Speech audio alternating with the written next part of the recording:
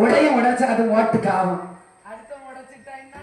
அது ஒண்ணுக்கு ஆகாம பார்த்தான் இந்த வேலவனானவள் அந்த லட்சுமி அவள் ஆழ்ந்த உறக்கத்திலே இருக்கின்றார். சரிதான், இவளை கொலை செய்ய வேண்டும் என்று சொல்லி இருந்த இடத்திலே இருந்து அரை அளவு மணலை கூட்டினான். ஆமா, அசையாம தூக்கி தலையை வைத்தான். துடைகளவும் மணலை கூட்டினான். சரிதான், துடையினுடைய தலையை தூக்கி வைத்தான். கொல்ல வேண்டும், எப்படி கொல்லுவது? சுற்றும் பாக்குறான். ஏதாவது இருக்குதுன்னா என்ன இருக்குது? கொன்னு இல்ல. ஆமா, அப்படி என்று சொல்லி பார்க்கக்கூடிய சமயத்தில் தூரத்திலே ஒரு பெரிய பாறாங்கல்லை கண்ணிலே கண்டான். ஓடோடி அந்த கல்லினுடைய பக்கத்துல போனான். அவனால தூக்க முடியாத கல் தூக்கி பார்க்க யோசிக்கிறான். இவனை இந்த கல்லுனாலதான் கொல்ல அப்படின்னு சொல்லி அந்த ரத்த வெறி அப்படி சட்டன்னு தூக்கிட்டான். லட்சுமி கிட்ட வந்தா. ஒரு நாள் பேசினோம், ஒரு நாள் பழகினோம், ஒரு நாள் கை நாள் அண்ணன் வாங்கி சாப்பிட்டோம் அப்படின்னு அவன் நினைச்சானா? நினைக்கவே இல்ல. வந்த கல்லை செத்து பண்ணா கிடையவே கிடையாது.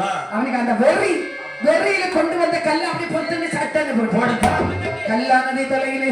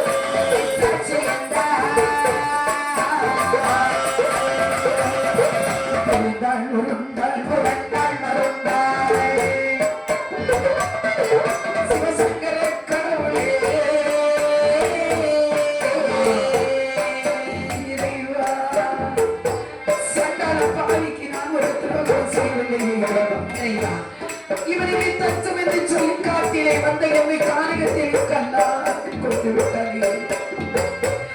வேணுமென்ற நாளையில் வேப்பங்காயை எரிப்பாச்சு இறைவா, வேண்டாம் என்ற நாளையில் கருப்பும் கசப்பாச்சு இறைவா. சண்டால பாவியை நம்பி காட்டிலே வந்த எம்மை காணிகத்தில் கல்லாலை கொண்டு விட்டார்கள் இறைவா. காணிகத்திலே எனக்கு சாட்சி சொல்வதற்கு யாருமே இல்லை இறைவா என்று சொல்லி கண்ணை திறந்து பார்த்தாள். கள்ளிமரத்தை கண்ணிலே கண்டாள். கள்ளிமரமே, எனக்கு நீ என்றாவது எனக்கு நீதான் சாட்சி சொல்ல வேண்டும் அப்படி என்று சொல்லி கள்ளிமரமே சாட்சி என்று சொன்னாள். இதால் இரண்டாவதாக சொல்லி என்று சொன்னாள். சிவசங்கர கடவுளே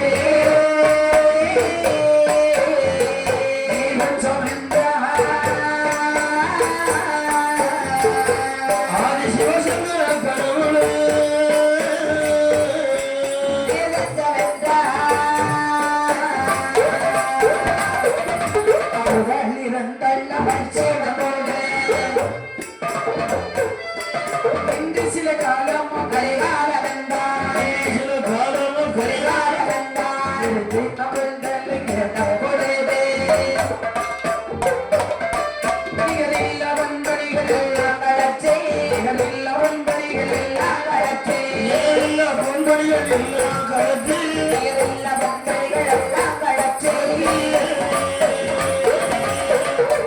இந்த கல்லானதை தலையில விழுந்து சரி உயிர் போகும் பொழுது சொன்னதா என்ன சொன்னது? ஐயா இவனுக்கு நான் ஒரு பாவமும் செய்யவில்லையே இறைவா இறைவா இவனையே தஞ்சம் என்று சொல்லி காட்டிலே வந்த என்னை கானகத்திலே கல்லாலி கொண்டு விட்டானே பூவுலகில் எனக்கு இனி ஒரு பிறவி இருக்குமே என்று சொன்னால் எனக்கு சாட்சி இந்த கள்ளிமரம் தான். ஆமா கள்ளிமரமே நீயே சாட்சி, கடவுளே நீயே சாட்சி என்று சொல்லி அவன் உயிரானது பிறந்தது.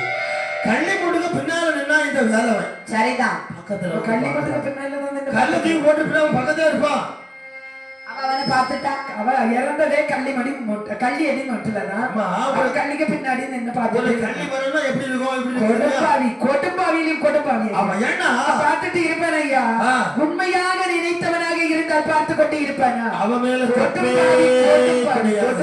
அவன் மேல தப்பு கிடையாது. ஏன்னா சரிக்கா உண்மைடா, உனக்கு வாழ்க்கையில வந்துருந்தா தெரிஞ்சிருக்கும். ஏன் தெரியுமா?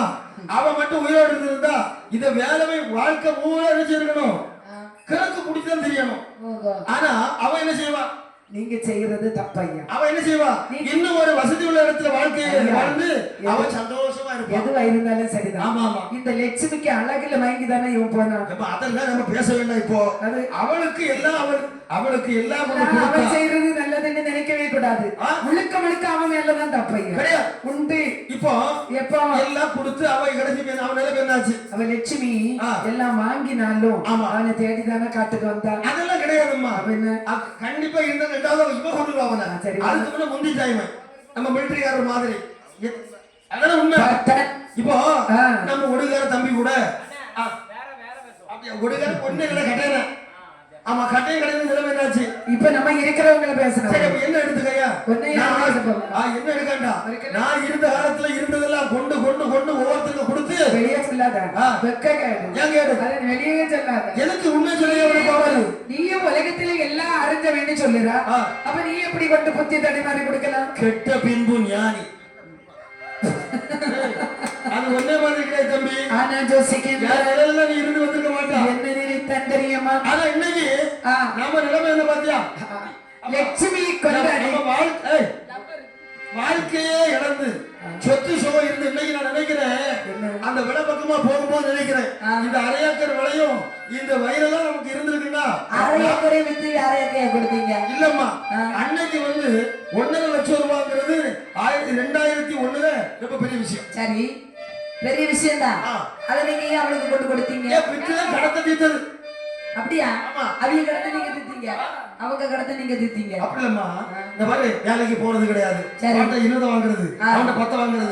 என்ன வச்சுக்க, தீபாவளி வருது என்ன ஒரு போன வச்சுக்க, செலவு வச்சுக்க. இப்படியே விழுப்பாடி வா.